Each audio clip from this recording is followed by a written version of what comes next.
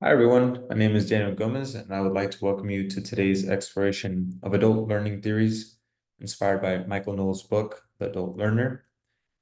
Today, we'll go ahead and delve into the contributions of various key theorists highlighted in chapters 6 and 7, where we will discuss how their ideas converge and diverge within the context of andragogy. So in chapter 6, we will focus on the theoretical contributions from two individuals, Carl Rogers and David Kolb. So Carl Rogers is known as a pioneer of humanistic education. He introduced the concept of learner-centered education. He also stressed the importance of creating a supportive environment where learners feel accepted and understood. His principles of empathy, genuineness, and unconditional a positive regard align closely with andragogy by placing the emphasis on the learner's experience. So I've highlighted 5 of the key points from his theories, some of which we've already covered in that brief description. But just to go over, the theory is learner-centered as opposed to teacher-centered, which is common in pedagogy. Experiential learning. That means the learner learns through experience and brings knowledge from their prior experience. Facilitative teaching indicates that the instructor focuses more as a facilitator rather than a direct instructor, which is what we see in pedagogy. Authenticity, empathy, and positive regard help build a warm learning environment that is suited for the adult learner.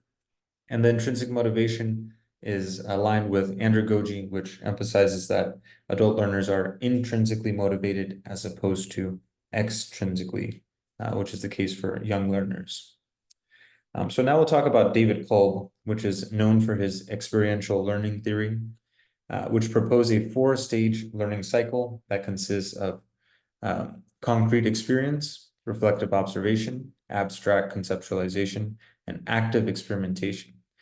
This model highlights the role of experience and reflection in learning, which resonates with andragogical principles. So we cover the first one. He also goes over the various learning styles that are based on the experiential learning cycle.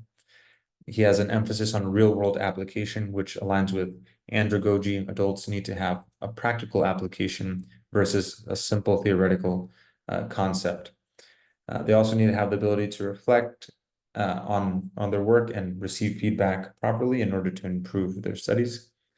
And there is also a focus on the adaptive learning process. So learning is a process that can change and evolve as it is developed. So in chapter 7, we're going to focus on 2 other theorists, Jean Piaget and Lev Vygotsky. We'll start off with Jean Piaget. He is renowned for his theory of cognitive development, which emphasizes how individuals construct knowledge through developmental stages. While his work primarily focuses on children, his ideas about active learning and knowledge construction are also relevant in adult learning. So that is covered in that first key bullet point. We also talk about assimilation and accommodation being 2 key processes in learning. We talk about the constructive approach, which means that adults construct knowledge through interaction with their environment.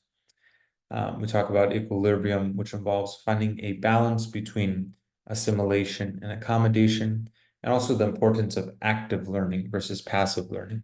Active learning, of course, would involve asking questions, taking notes, being a participant in the learning process. Now we'll talk about Lev, whose social cultural theory highlights the importance of social interaction and cultural context within learning. That's covered by his first point.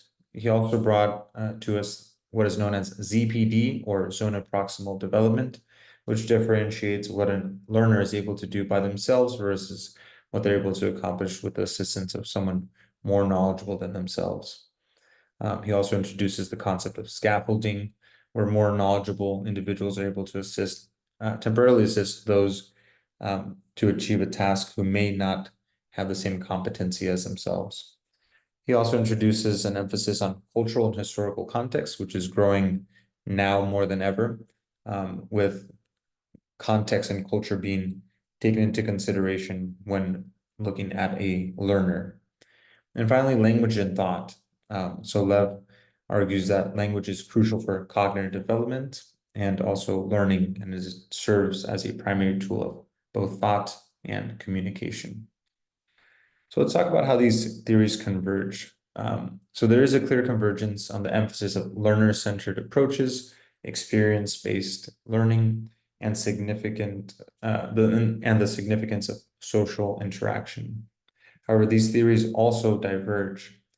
So we see this divergence with Piaget's focus on developmental stages and how that contrasts with the continuous competency development emphasized in andragogy.